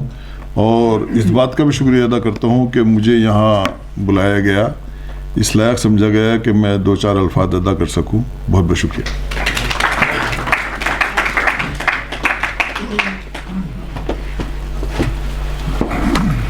بہت شکریہ پروفیسر خالد اشرف صاحب. یہ جو کتاب ہے فاروق بخشی صاحب کی، غالب اور ترقی پسند تنقید، میں جو مقدمہ ہے وہ پڑھنے سے تعلق رکھتا ہے. اور وہی ہے مطلب باقی مضامین تو کوئی بھی جمع کر دیتا ہے. حالانکہ یہ بھی ایک بڑا کام ہے, کچھ لوگ جو کمپائلیشن کے کام کو بڑا اس سے حقارت سے دیکھتے ہیں, لیکن چیزیں ملتی نہیں ہیں اگر آپ تلاش کریں, کتنی آسانیاں ہو جاتی ہیں. لیکن اس کتاب کا یہ مقدمہ ہے وہ ان کے جو تنقیدی رجحانات ہیں یا ان کا جو تنقیدی سلسلہ ہے اس کا بھی گواہ ہے, اور جو غالب پر تنقید ہوئی ہے اس کا بھی انہوں نے بڑا خوبصورت تجزیہ اور جائزہ لیا ہے. تو بڑا مارکے کا وہ مضمون ہے, بڑا طویل بھی ہے. میں اب چاہتا ہوں کہ ڈاکٹر خالد علوی صاحب جو ایک درجن سے زیادہ کتابیں ہیں, ان کی خوبی ہے کہ اردو کے ساتھ انگریزی میں بھی ان کا بڑا کام ہے, اور فردرنس جو ایک انگریزی جرنل ہے اس کی ادارت کی, شاہکار کی ادارت کی, ان کے مضامین ترجمہ ہوتے ہیں مختلف زبانوں میں, یہ ان کی خوبی ہے. اور مقرر تو یہ کمال کے ہیں. بہت شکریہ جناب کدوائی صاحب, استاد محترم عبدالحق صاحب, زبدہ صاحب, خالد اشرف صاحب, جاوید صاحب, اور آج کے نوشہ ہمارے دوست فاروق صاحب اور دوستوں. اصل میں ایک دلچسپ بات سے اپنی بات شروع کرنا چاہتا ہوں. ایک گاؤں میں پاپولیشن والے پہنچے وہاں سروے کرنے, تو انہوں نے کہا یہ کیا بات ہے کہ اس گاؤں میں اس کی آبادی بڑھتی نہیں ہے بالکل, پچھلی بار سے اور اب تک 10 سال میں جو کی تو رہی ہے. تو انہوں نے کہا نہیں ایسا کیا یہاں کوئی بچے پیدا نہیں ہوتے؟ انہوں نے کہا نہیں بچے پیدا تو ہوتے ہیں, لیکن جب بچہ پیدا ہوتا ہے تو اس گاؤں میں ایک نوجوان کو زبردستی گاؤں چھوڑنا پڑتا ہے. مجبوری یہ ہے کہ اس لیے بڑھتے نہیں ہیں. تو میں اس لیے بتا رہا ہوں کہ ابھی میں پچھلے دنوں, ابھی فاروق صاحب بھی اس پروگرام میں تھے, ایک کتاب ریلیز میں مجھے بلا لیا گیا, اور اس کتاب کے بعد میرے بعد جو مقرر آئے انہوں نے فوراً اس سے تنبیہ کی صاحب کتاب سے کہ دوسری جب کتاب لکھو تو خالد علوی کو مت بلانا. تو ہوتا کیا ہے کہ جس کتاب میں اجرا میں یا اس کے تجزیے میں مجھے بلا لیتے ہیں تو عام طور سے صاحب کتاب سے میرے تعلقات خراب ہو جاتے ہیں. تو ایک تو یہ دعا کیجیے کہ فاروق سے ہمارے تعلقات خراب نہ ہوں. دوسرا یہ ہے کہ یہ اصل میں کیا ہے, ترقی پسندی کا جو نظریہ ہے یہ بڑا عجیب ہے. ترقی کون ہے جو اپنے آپ کو یہ کہے گا کہ تنزلی پسند ہے؟ بھائی ظاہر ہے ہر آدمی ترقی پسند ہے.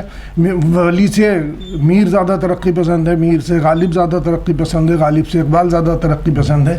لیکن اس خاص تنظیم اور تحریک کی طرف جب اشارہ کیا جاتا ہے تو اس میں پھر ہم کیا کرتے ہیں کہ کھینچ تان کرتے ہیں.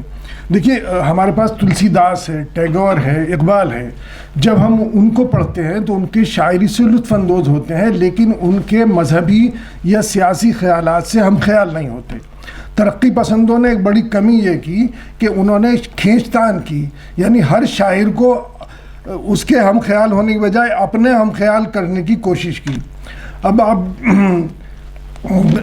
غالب اور ترقی پسندوں کا ایک بڑا عجیب سا مسئلہ ہے. ایک تو آپ یہ غور کیجئے کہ اتنی بڑی تحریک, ترقی پسند تحریک ہندوستان کی سب سے بڑی تحریک تھی, اور یہ اردو کا ایک وصف ہے کہ اردو نے رہنمائی کی ہندوستان کی ساری زبانوں کی. ترقی پسند تحریک سب سے پہلے اردو کے لوگوں نے شروع کی, اور اس کے بعد ہندی, بنگالی تمام وہ پھیل گئی. اور سجاد ظہیر کو سب لوگ بننے بھائی کہتے تھکتے نہیں تھے, وہ ہر زبان کے لیڈر تھے. اور اس نے جو فکشن ہمارے یہاں دیا ہے, جو ناول دیے ہیں, جو افسانہ دیے ہیں, اس کا کوئی یعنی میں نہیں سمجھ سکتا کہ اتنی برکات کسی اور تحریک کی ہو سکتی ہیں. لیکن ایک تو مجھے معاف کیجیے گا یہ کہنے کہ ترقی پسندوں کے پاس وہ ٹولز نہیں تھے جن سے وہ غزلیہ شاعری کا تجزیہ کر سکیں. غزل کی شاعری ایسا نہیں ہے کہ اسے آپ مادی وسائل سے کہیں, مارکس کی تعلیمات سے کہیں, جو ہمارے تمام جتنے مضامین انہوں نے شامل کیے ہیں ان سب میں یہ نظر آتا ہے کہ کہیں نہ کہیں زبردستی کی جا رہی ہے. میں 2-4 مثالیں بتاتا ہوں. اصل میں کیا ہے کہ غالب نے خود اپنے نظریات کی شاعری کیسی ہونی چاہیے. دیکھیے پہلا ظلم تو ہمارے حالی نے کیا ہے کہ حالی نے جو کتاب لکھی اس میں انہوں نے یہ بتایا, یہ نہیں کہ شاعری کیسی ہو یا شاعری جو ہو چکی ہے وہ کیسی ہے, بلکہ انہوں نے پہلی بار یہ کہا کہ شاعری کو کیسا ہونا چاہیے. جو چیز وجود میں ہی نہیں آئی ہے تو انہوں نے ایک پابندی عائد کر دی. اور یہی ترقی پسندوں نے بھی کیا کہ شاعری کیسی ہونی چاہیے, افسانہ کیسا ہونا چاہیے, ناول کیسا ہونا چاہیے, وہ سارے ان کے تنقید نگاروں کے اس میں بھی نظر آتا ہے. اور یہی وجہ ہے کہ اگر آپ غور کریں کہ ترقی پسندوں میں اتنی بڑی کہکشاں ہے لکھنے پڑھنے والوں کی, افسانہ نگاروں کی, شاعروں کی, تنقید نگاروں کی, لیکن کوئی بڑا غالب شناس انہوں نے پیدا نہیں کیا, کوئی بڑا اقبال شناس پیدا نہیں کیا. روشنائی میں سجاد ظہیر نے یہ لکھا ہے کہ ہم سردار جعفری کی جو اقبال پرستی تھی اس سے عاجز رہتے تھے, لیکن اس کے باوجود بھی وہ جگہ جگہ اقبال کا حوالہ دیتے ہیں, مگر وہ بھی کھینچتان کے. ان کے نزدیک اقبال کی خصوصیت یہ ہے کہ اس نے پہلی بار انقلاب کا لفظ استعمال کیا, انہوں نے مارکس پہ نظم لکھی. تو یہ صرف کسی ایک چیز کو ایک دو چیز سے نہیں وہ کر سکتے. اگر غالب کے نظریات دیکھیں تو وہ کہتے ہیں, غالب کہتا ہے کہ ادب میں لطف ہونا چاہیے. یہ خطوط سے میں نے ان کے لیا ہے اور یہ سب فاروق بخشی کی کتاب سے لیا ہے, الگ سے میں نے کوئی چیز اس میں نہیں لی ہے. وہ کہتے ہیں کہ شاعری میں لطف ہونا چاہیے. دوسرا یہ ہے کہ جو قصائد وہ لکھتے ہیں اس میں یہ کہتے ہیں کہ تشبیب کو مدح پر فوقیت دینی چاہیے, یعنی جس میں شراب کا, عشق کا, موسم کا ذکر ہو اس کی وہ پریفر کرتے ہیں. سہل ممتنع کو ترجیح دیتے ہیں. انہوں نے ایک خط میں ذکر کیا ہے کہ اگر تم غور کرو گے تو پاؤ گے کہ میرے نظم و نثر میں سہل ممتنع از حد پایا جاتا ہے. پھر وہ بتاتے ہیں سہل ممتنع وہ ہوتا ہے جس کی نثر نہ کی جا سکے, کہنے میں آسان نظر آئے لیکن جب کہنے بیٹھیں تو بہت مشکل ہو. تم کرو گے کہ وہ آگے لکھتے ہیں کہ سعدی اور رشید وطوات وغیرہ کے کلام کی طرح میرے نظم و نثر میں بھی سہل ممتنع ہے. اور گل رانا جو ان کا ایک انتخاب تھا انہوں فارسی اور اردو کا, اس میں انہوں نے دیباچہ لکھا ہے. جو دیباچے میں انہوں نے بتایا ہے کہ شاعری میں کیا ہونا چاہیے, متانت الفاظ, پاکیزگی و صفائی, روزمرہ ندرت و دل پسندی, حسن بیان, بلند خیالی, عمدگی مضمون, سلاست و تازگی فکر, اور اسی کا نام شیوا بیانی ہے. تو یہ تمام چیزیں وہ ہیں جو ترقی پسندوں کی فکر. ترقی پسند کیا کہتے ہیں کہ استعارہ نہیں ہونا چاہیے, تشبیہ نہیں ہونی چاہیے. براہ راست جو کسان اختر حسین رائے پوری نے تو لکھ دیا کہ کالی داس کو جلا دو, سوخت نہیں ہے چونکہ اس میں کسان کا ذکر نہیں ہے, مزدور کا ذکر نہیں ہے. انہوں نے لکھا ہے کہ غالب کے خطوط پڑھ کے رونا آتا ہے کہ کس طرح سے وہ ہنسی آتی ہے, رونا آتا ہے کہ کیا کیا مانگ رہے ہیں, یعنی وہ خطوط کو خطوط کی طرح دیکھتے ہی نہیں ہیں. تو ان تمام چیزوں سے اگر ہم یہ دیکھتے ہیں کہ غالب پر جو ترقی پسندوں نے کام کیا ہے, جو مضامین لکھے جو یہاں شامل ہوئے ہیں اس کتاب میں, ان سب میں یہ کھینچتان نظر آتی ہے. وہ غالب کو اپنے معیار پر لانے کی کوشش کرتے ہیں. سردار جعفری صاحب کہتے ہیں کہ حالانکہ غالب کے یہاں منظم فکر اور کسی پیام کی جستجو لا حاصل ہے. ایک بات یہ چلیے سمجھ میں آئی, یہ ترقی پسندوں سے ہم آہنگ نہیں ہے. لیکن آگے وہی کہتے ہیں, غالب کا جو بہت مشہور شعر ہے کہ ہم کہاں کے دانا تھے, کس ہنر میں یکتا تھے, بے سبب ہوا غالب دشمن آسمان اپنا. وہ کہتے ہیں آسمان جو ہے یہاں ظلم کی, آسمان کی علامت بن گیا ہے کہ پورا جو سماج ہے, سیاہ سماج انہوں نے لکھا, اس پر جو لوگ قابض ہیں اس کی علامت بن گیا ہے. کیا آپ غور کریں کیا واقعی آسمان اس کی علامت ہے؟ یہ تو 400 سال سے اردو شاعری میں, چونکہ ہمارے یہاں خدا کے بارے میں تنقید کرنا تھوڑا سا بد تہذیبی سمجھی جاتی ہے, تو ہم یہ کہتے ہیں یہ آسمان کے مظالم ہیں. مقصد قدرت کی طرف, فطرت کی طرف ہوتا ہے, تو وہ اسے یہ کہہ دیں گے جابر حکمران کا استعارہ بن گیا ہے. احتشام صاحب بہت ہی بڑے عالم آدمی تھے, اب کیا ان سے وہ بات کی جائے, لیکن جب وہ تنقید لکھتے ہیں, بہت مذہبی آدمی تھے بظاہر. تو دیکھیں ان کے 5 بچوں کے نام جعفر تھے. یہاں زادولگا صاحب بیٹھے ہیں تو مذہب کے بہت مذہبی آدمی تھے, مگر غالب سے جو توقع رکھتے ہیں وہ لامذہبیت کی, غالب سے مارکسی تعلمات کی توقع رکھتے ہیں. اور اس کے بعد وہ یہ کہتے ہیں کہ دراصل شاعر کو عقیدے کا پابندی ہونا چاہیے, اور یہی عقیدے کی پابندی کی اس کی انفرادیت ہے. آگے وہ فرماتے ہیں کہ غالب نے لکھا ہے کہ دنیا یوں ہی چلتی رہے گی, آدم کے بعد آدم آتے رہیں گے, دنیا کے بعد دنیا آتی رہے گی. تو اسے وہ اپنی نظریات سے کھینچ کے قریب لاتے ہیں, اور وہ کہتے ہیں کہ یہاں غالب وہ تصور پیدا کرتے ہیں جس میں مادہ اور روح کا امتزاج شامل ہو جاتا ہے. کیا جملہ پڑھ کے آپ باقی یہ کہہ سکتے ہیں کہ مادہ اور روح کا امتزاج ہے؟ تو اور اس میں یہ سارے, اب دیکھیے ہمارے استاد حسن صاحب کا جو مضمون اس میں شامل ہے, اس میں لکھتے ہیں حسن صاحب کہ غالب کا غم ہی انقلاب کی کلید ہے. اب چونکہ انقلاب لفظ ڈالنا ضروری ہے، غالب کی جو سمجھ حسن صاحب کے غالب کے بارے میں ظاہر ہے ہماری نہیں ہے، لیکن جب وہ تنقید اس پر لکھتے ہیں تو اس کو وہ اپنے نظریات سے کھینچ کے لاتے ہیں۔ سید عقیل صاحب اس پہ اچھا جتنے بھی مضامین ہیں اس میں ایک مضمون بھی آپ کو ایسا نہیں ملے گا جہاں وہ یہ کہیں کہ یہ دیکھیے یہ مارکسی نظریات ہیں، یہ ترقی پسندانہ نظریات ہیں اور یہ غالب کا شعر ہے، تو وہ اس میں اس طرح نہیں ملے۔ غالب کی شعروں کے حوالے بہت ہیں لیکن اس طرح سے نہیں ہیں۔ اب ہمارے دوست مرحوم علی جاوید کا بھی ایک مضمون اس میں شامل ہے۔ علی جاوید نے لکھا ہے کہ دیکھیے بہت مشہور لطیفہ ہے غالب کا کہ غالب کو انگریز نے بلایا جو وہ تھے تو انہوں نے پوچھا کہ تم مسلمان ہو؟ تو انہوں نے کہا میں آدھا مسلمان ہوں، شراب پیتا ہوں، سور نہیں کھاتا ہوں۔ اس لطیفے کو کہتے ہیں کہ دراصل یہ لطیفہ نہیں ہے بلکہ غالب اس میں انگریزوں کو پھٹکار رہے ہیں کہ تم کون ہو ہمارے مذہب کے بارے میں سوال کرنے والے؟ کیا واقعی ایسا ہی ہو رہا ہے یہ؟ تو یہ کھینچتان جو ہے یہ دراصل ساری ترقی پسند تنقید کا شاخسانہ ہے، اور اصل میں کوئی بھی مرتبہ کتاب ہو اس میں پڑھنے والوں کو تو بہت فائدہ ہو جاتا ہے لیکن جو لکھنے والے ہیں اس کو کچھ بہت زیادہ فائدہ نہیں ہوتا۔ لوگ کہتے ہیں اچھا مرتبہ کتاب ہے کیا ہے، لیکن اس میں بھی کتنی دماغ سوزی کرنی پڑتی ہے، کتنا محنت کرنی پڑتی ہے، سب معلوم ہے، لیکن اس کا فائدہ کم لوگوں کو پہنچتا ہے۔ انہوں نے جو ایک طویل مقدمہ لکھا ہے وہ واقعی بہت اچھا ہے اس کا، لیکن اس میں بھی کچھ ایسی تسامحات آ گئے ہیں جس کے میرا خیال یہ کہ دوسری جو اس کا ایڈیشن آئے اس میں اسے دور کر دینا چاہیے۔ مثلا اس میں یہ لکھ دیا ہے کہ غالب کی کوئی اولاد نہیں تھی، ایک جگہ اس میں یہ بھی ہے جبکہ غالب کی بہت اولاد پیدا ہوئی، اتفاق سے مر جاتے تھے وہ، یہ نہیں اس میں لکھا نہیں ہے یہ۔ دوسرا اس میں ایک حوالہ یہ آ گیا ہے کہ اردو معلّہ جو تھے خطوط تھے وہ حالی نے پہلی بار مرتب کی اور بہت سی اس میں معلومات دی، حالی نے کوئی اردو معلّہ مرتب نہیں کی تھی۔ دوسرا برہان قاطع اور غالب، ہاں اس میں لکھا ہے کہ وہ قاطع برہان اور برہان قاطع جو ہے اس قضیے سے غالب کا تنقیدی شعور معلوم ہوتا ہے۔ دیکھیے وہ معاملہ غالب کی زندگی کا سب سے تاریک معاملہ ہے اور اس سے معلوم ہوتا ہے کہ غالب میں تنقیدی اور تحقیقی شعور بالکل نہیں تھا۔ اگر آپ یہ دیکھیں اس سلسلے میں بہت کتابیں ہیں، قاضی عبدالودود صاحب نے لکھا ہے، اور یہ ہمارے نذیر صاحب کی تو باقاعدہ کتاب ہے نقد قاطع برہان۔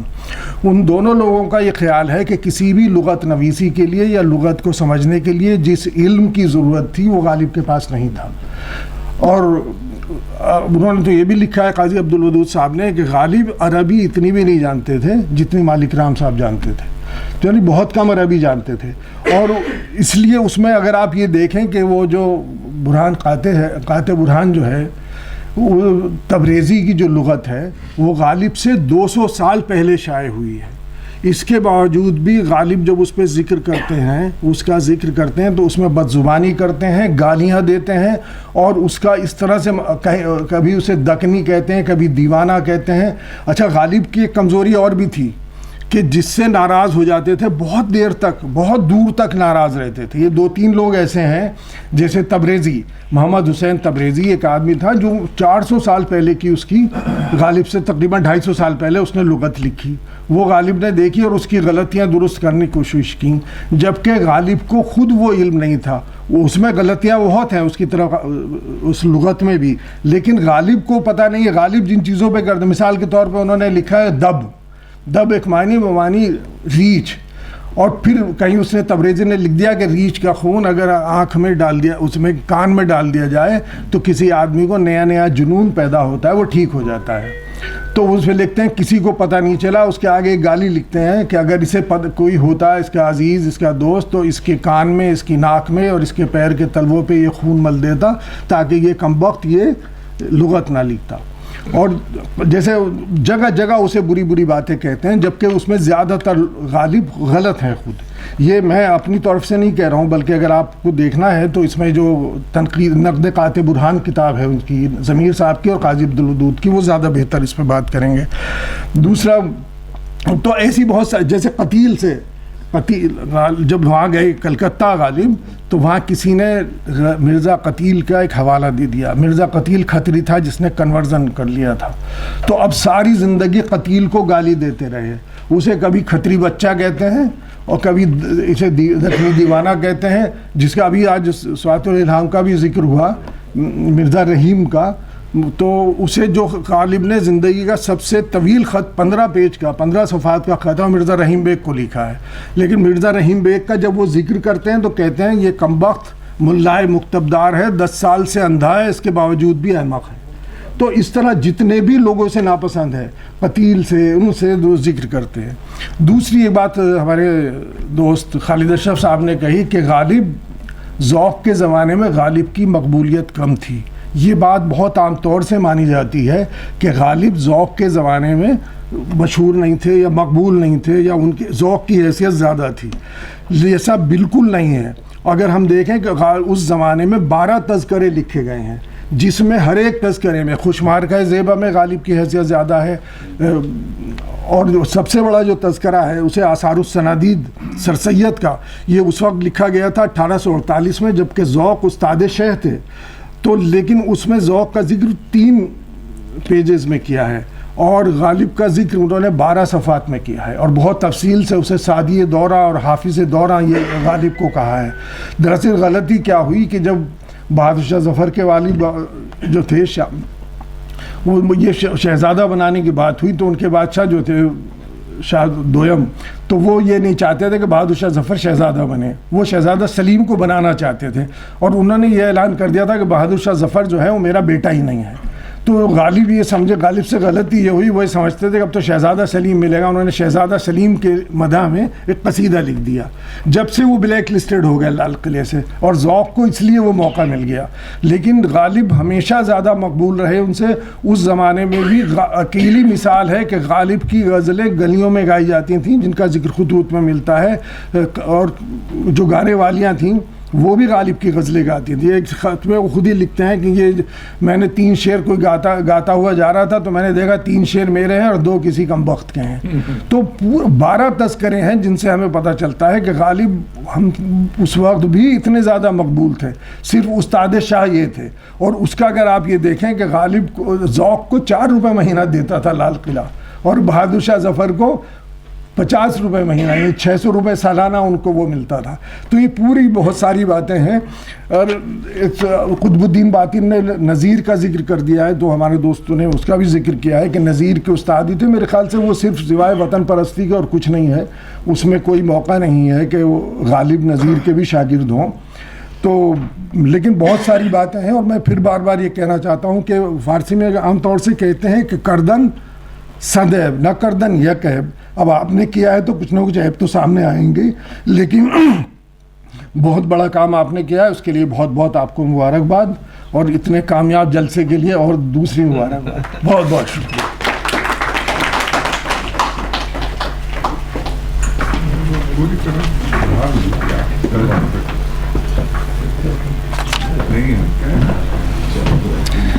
اور آئیے حضرات, اب پروفیسر زما آزردہ صاحب سے ہم گزارش کریں, جو ہمہ جہاں شخصیت کے مالک ہیں, شاعر ہیں, ادیب ہیں, ترجمہ نگار ہیں, اور دلچسپ بات یہ کہ انہوں نے اپنی شاعری کا آغاز انگریزی سے کیا تھا اور اس کے بعد پھر اردو میں اور کشمیری میں شاعری کی. میں انتہائی ادب سے محترم پروفیسر زما آزردہ صاحب سے گزارش کرتا ہوں.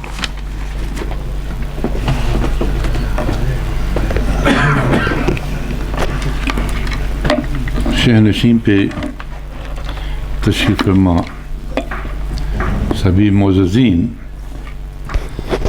اور سامنے صف سامعین بہت اہم لوگ تشریف فرما ہیں بشمول نگار عظیم. میری سمجھ میں نہیں آتا کہ میں, اتنا تو سمجھ میں آتا ہے کہ میں کیوں آیا, لیکن یہ سمجھ میں نہیں آتا کہ میں کس لیے آیا, کیا کرنا ہے. حقیقت یہ ہے کہ یہ کوئی پروگرام نہیں تھا میرے آنے کا, اتفاق ہوا. پھر ان سے جب بات ہوئی آپ آئیے, میں نے سوچا کہ چلو آ جائیں. لیکن ایک بات یہاں کھلی کہ میں آپ لوگوں میں بہت خوش قسمت ہوں کہ نہ میں نے غالب کو پڑھا ہے, نہ ترقی پسندوں کو پڑھا ہے, نہ میں نے تنقید پہ اس توجہ سے نظر ڈالی ہے. معین شاداب نے میرے بارے میں بہت کچھ کہا جس میں مجھے لگتا ہے کہ انہوں نے بھی شاعری کی. تخیل کی باتیں ہیں. اب میں نہیں چاہتا کہ سب کے سامنے میں ان کو جھٹلاؤں، لیکن آپ یقین کیجئے کہ میں تائید نہیں کر رہا ہوں ان سب باتوں کی۔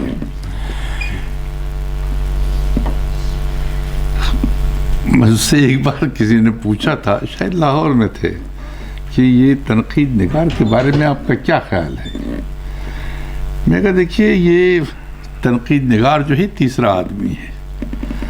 پوچھا کیا مطلب؟ میں نے کہا کہ پہلا آدمی تخلیق کار ہوتا ہے، دوسرا آدمی اس کا براہ راست پڑھنے والا، یہ تنقید نگار تو تیسرا آدمی ہے۔ تنقید نگار کا بیسیکلی کام یہ ہونا چاہیے تھا کہ یہ کچھ مشورے دیتا، کچھ باتیں ایسے کہتا کہ جس سے لکھنے والے کو راہ ملتی کہ ہاں اگر یہ ہوتا تو یہ ہوتا، اگر ایسے کیا جاتا تو یہ ہوتا، اور قاری کو بھی ایک راستہ ملتا کہ اسے کس چیز کو کیسے پڑھنا ہے، اسے کس نام کو کیوں کر کسی کردار کو کیسے پڑھنا ہے، کسی شعر کو کیسے دیکھنا ہے۔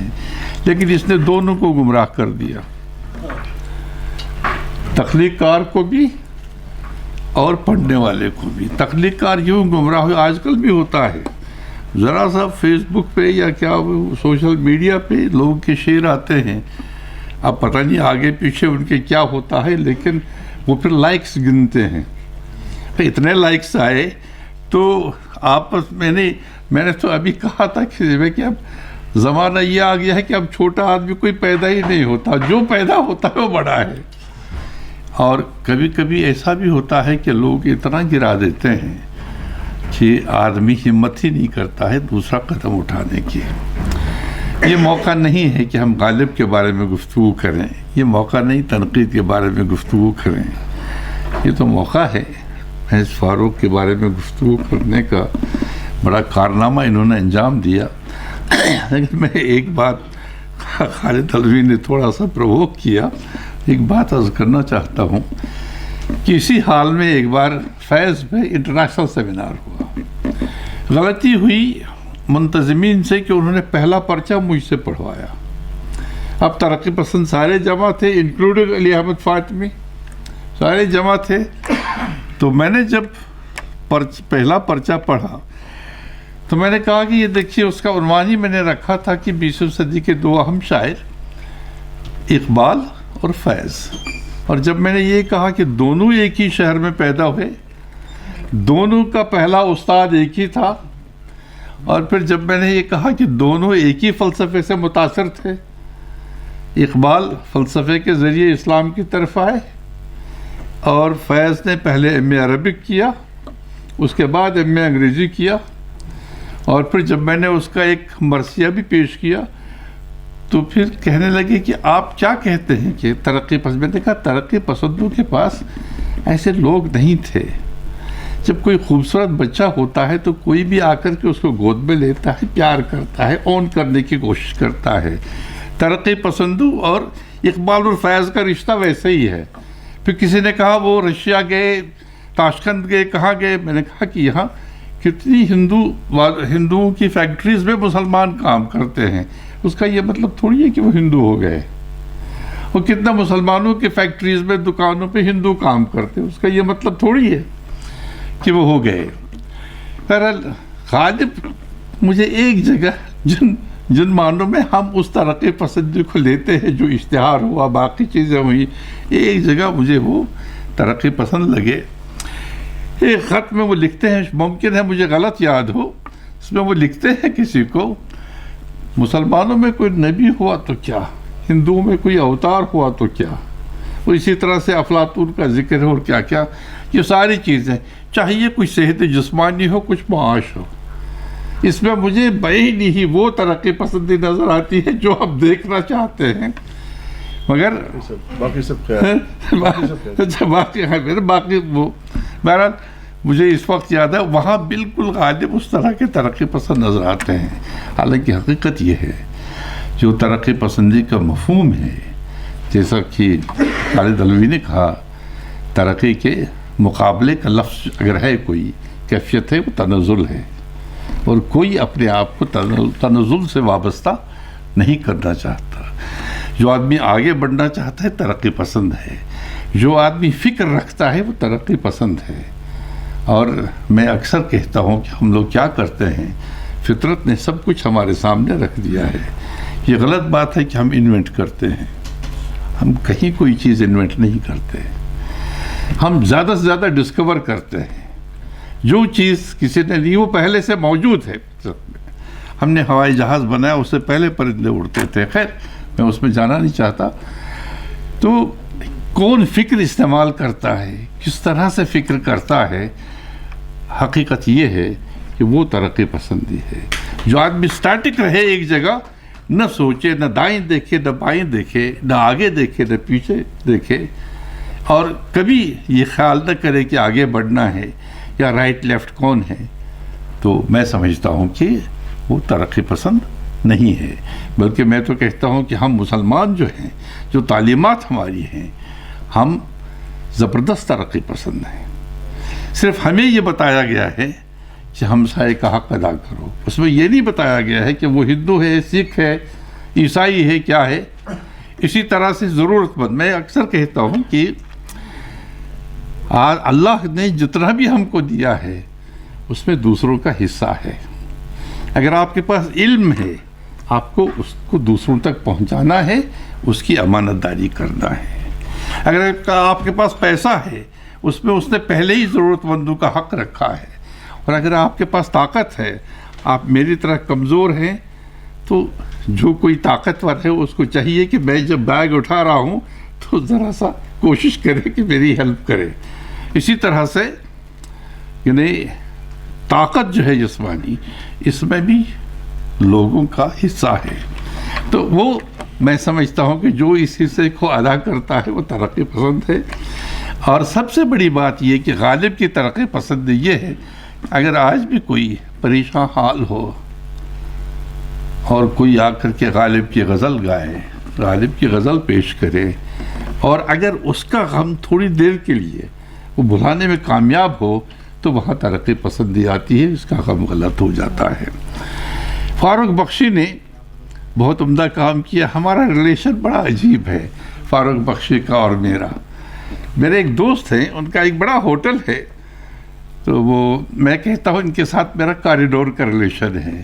یہ پڑھ کے نکل رہے تھے ڈپارٹمنٹ سے، میں پڑھانے کے لیے جا رہا تھا. اور آج تک چاہے ان کا ٹیرف 11,000 ہو، 20,000 ہو، کچھ بھی ہو، لیکن جب بھی میں نے کسی کو بھیجا، نے کہا سر ٹیرف آپ فکس کریں گے. کبھی انہوں نے اپنی طرف سے وہ ٹھوسا نہیں. اسی طرح کا میرا ان کا ریلیشن. گاڑی میں ساتھ گئے تھے پٹیالہ، ہاں پٹیالہ، وہ ایک سیمینار تھا، وہاں بھی یہی غضب ہوا. جب میں نے اناگرل ایڈریس کیا تو کتنے پیپر بدل دیے گئے.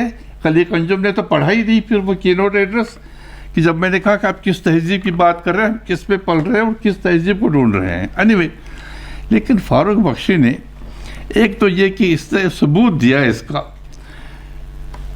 جو خالد اشرف نے اشارہ کیا ان کی طرف، میں ان کا واقعی فین ہوں، کہ عورتوں کے بارے میں تو سنا ہے، خواتین کے بارے میں سنا ہے، بہت لائل ہوتی ہیں، اور آخر وقت تک کس طرح سے وہ اپنے ساتھی کا، اپنے شوہر کا خیال رکھتی ہیں.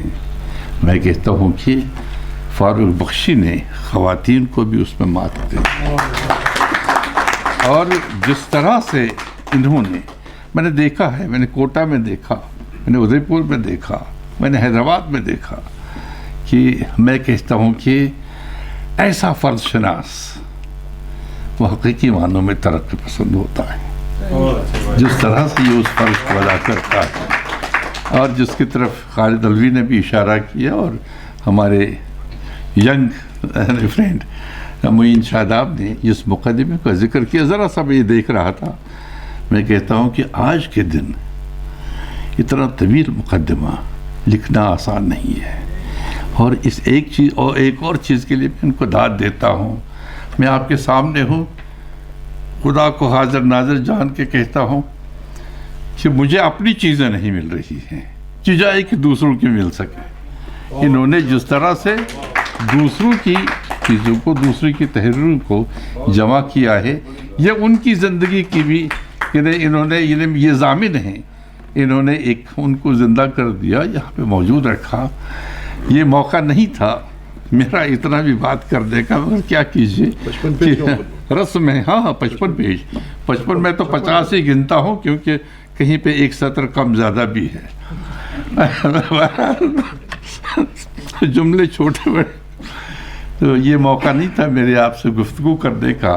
اور اسپیشلی پڑھے لکھے لوگوں میں، ہم تو پہاڑ کے لوگ ہیں، ہمارا کیا ہے وہ کسی طرف کو بھی چلیں، مگر ایسے لوگ جب تک ہیں تب تک علم کی مشعل روشن ہے. اور ہم لوگ پہاڑ والے نیچے اگر میدان کی طرف دیکھتے ہیں تو اسی وجہ سے، ورنہ وہاں ضرورت ہی نہیں ہے. وہاں آدمی ستاروں کو دیکھے گا، چاند کو دیکھے گا، سورج کو دیکھے گا. اور یہ علم ایسی چیز ہے کہ ہم کو پہاڑوں سے اتر کے میدان میں آنا پڑتا ہے، اور اب تو سمجھ کے کارنامے دیکھنا پڑتا کہ کیسے یہ ہم تک عالموں کی چیزیں پہنچاتے ہیں. بہت بہت شکریہ.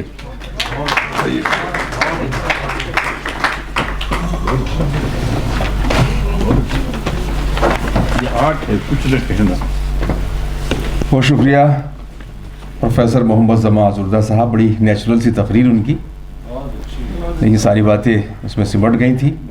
یہ جو آپ کا آخری جملہ ہے کہ پہاڑوں کے لوگ اگر زمین کی طرف دیکھتے ہیں، تو یہ بھی ترقی پسندی ہے انسانی اعتبار سے دیکھیں تو صاحب خالد علوی صاحب تنزلی میں بھی ترقی پسندی آ گئی.